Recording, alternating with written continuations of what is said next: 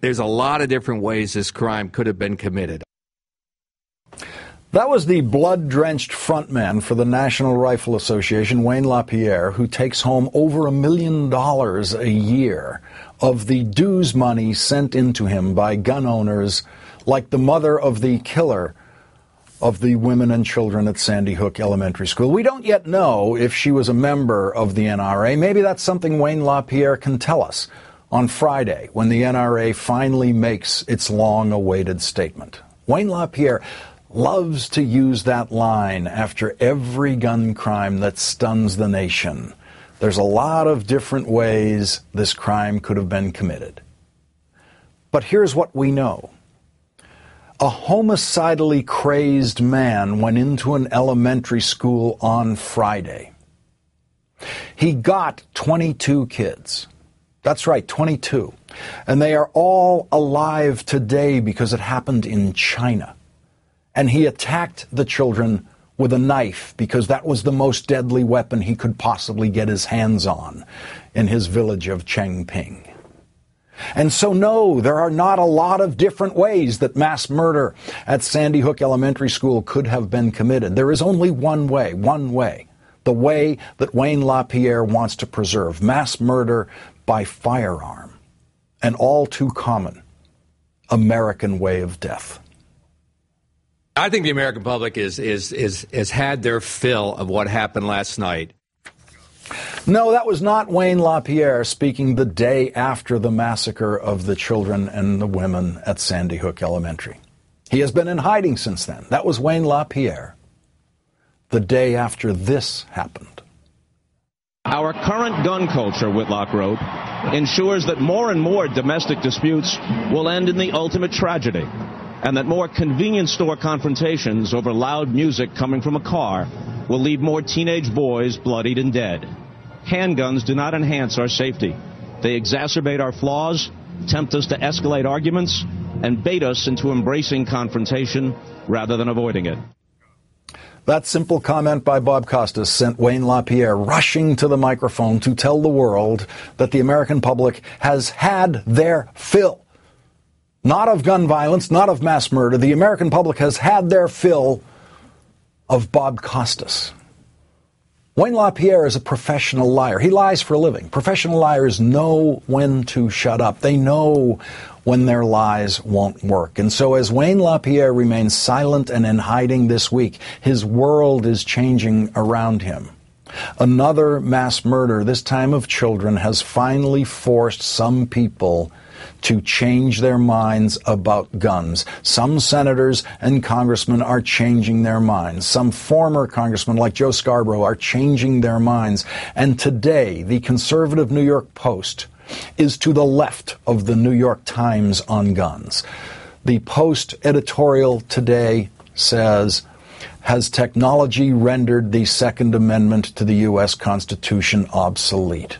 That is, has the application of modern military design to civilian firearms produced a class of weapons too dangerous to be in general circulation? We say yes.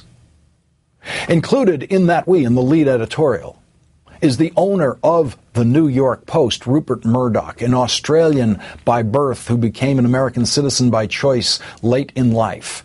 Murdoch knows the Australian experience with mass murder. In 1996, an Australian shooter spraying bullets from a semi-automatic weapon killed 35 people. The Australian Prime Minister said then, "We do not want the American disease imported into Australia."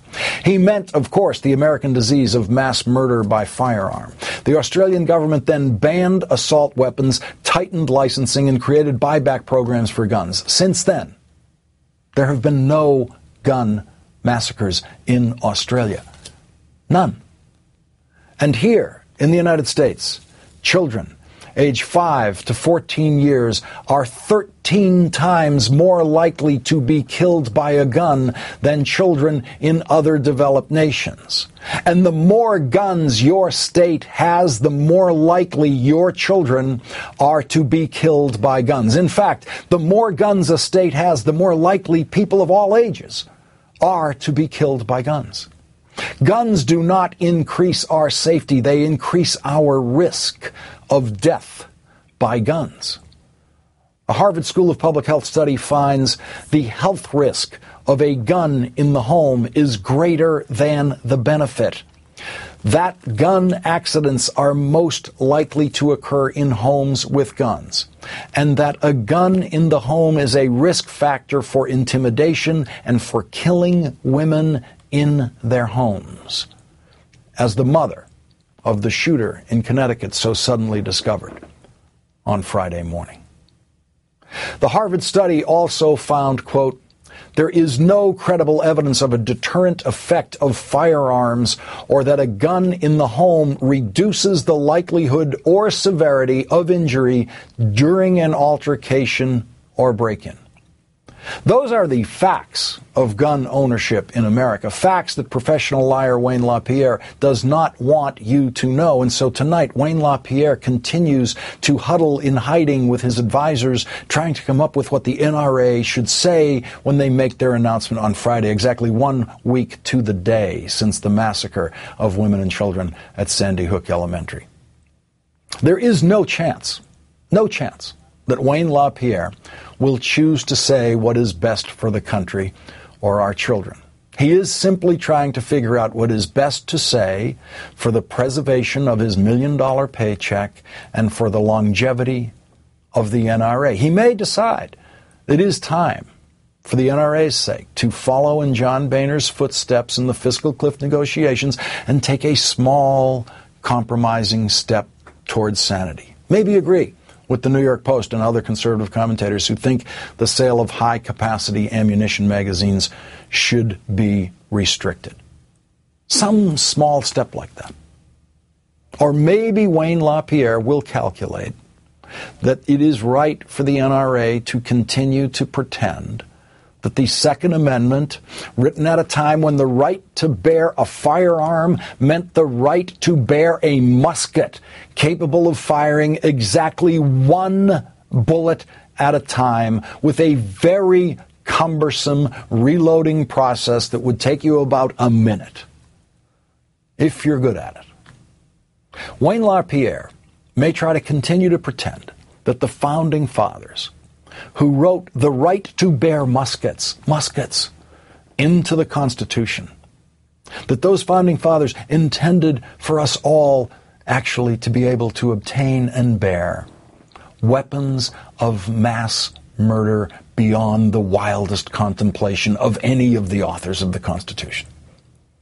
This time, for once, it actually isn't easy to predict what Wayne LaPierre will decide he has to say to preserve his position and to preserve the NRA. Not easy to predict. Maybe they'll think they have to do some word of compromise. But we do know this. There is nothing Wayne LaPierre can say now. There are no words, none, that can wash the blood from his hands